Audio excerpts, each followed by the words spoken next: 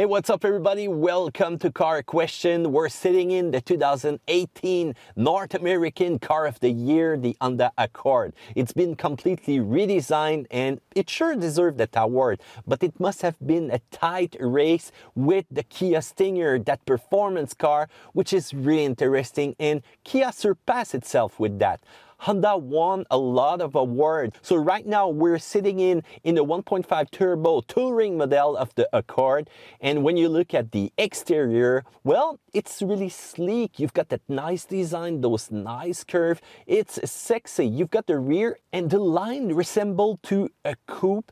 And when you look on the side, you've got still those great sexy line. You've got those big wheels of the touring model that are really nice. And when you look at the front end with the LED, it's been a great redesign. The only downside though with the exterior is when you look at that little plastic part right there on the passenger side, behind the window, there's already a service built-in out about those parts. They tend to lift and they doesn't stay there in place. So it's going to create some kind of wind sound when you're going to be rolling and you're going to see that little plastic pops out. You might lose it if you want to go too fast. This one has already been replaced, but guess what?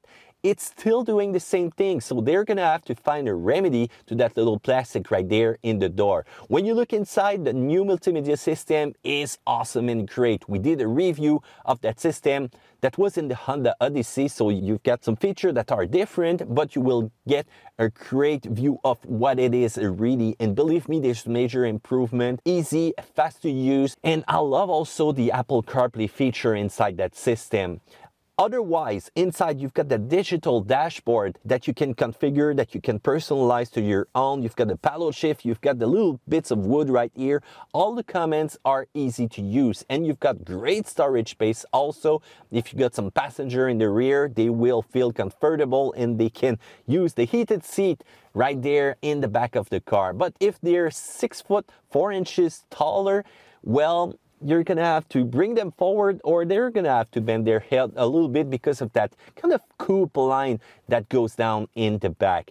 So you've got the motor, the engine, 1.5 turbo and the 2.0 turbo that you can choose. By the way, we're gonna do a full review of the 2.0 turbo as soon as we get it, the sporty version.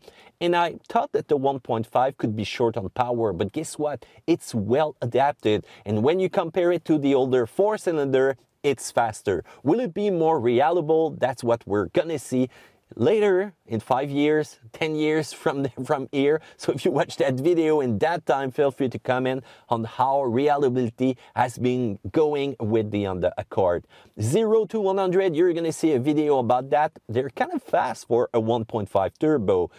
The CVT will stay a CVT though. I prefer the 10-speed that you're gonna find in the 2.0 turbo. So it might be the better choice if you go for an Accord. When it comes to road handling, well, it's what we're waiting for, this kind of car.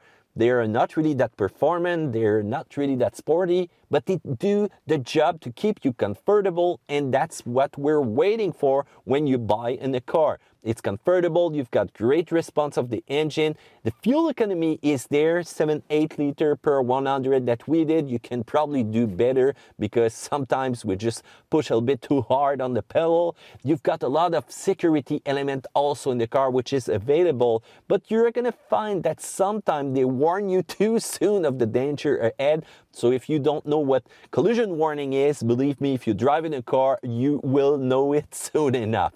When we look at the minus point though, well, you've got that wind sound, that road noise sound also that you get, and how about that engine sound, which is not really great with the 1.5 turbo and that CVT buzzing sometimes. And you've got also the cold.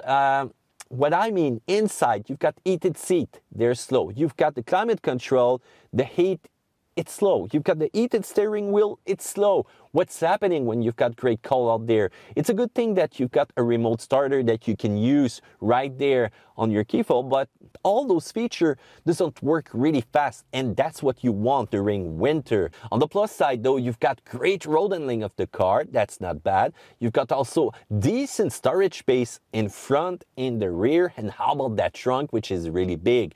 And you've got that luxury interior that I really like. And that's no wonder the Honda Accord won the 2018 North American Car of the Year. What do you think about that? Feel free to comment in the section down there below. Don't forget, we're going to do a full and complete review of the 2.0 Turbo soon. And how about liking and subscribing to Car Question? That's a better thing that you can do right now, because we will have more video for you. Take care.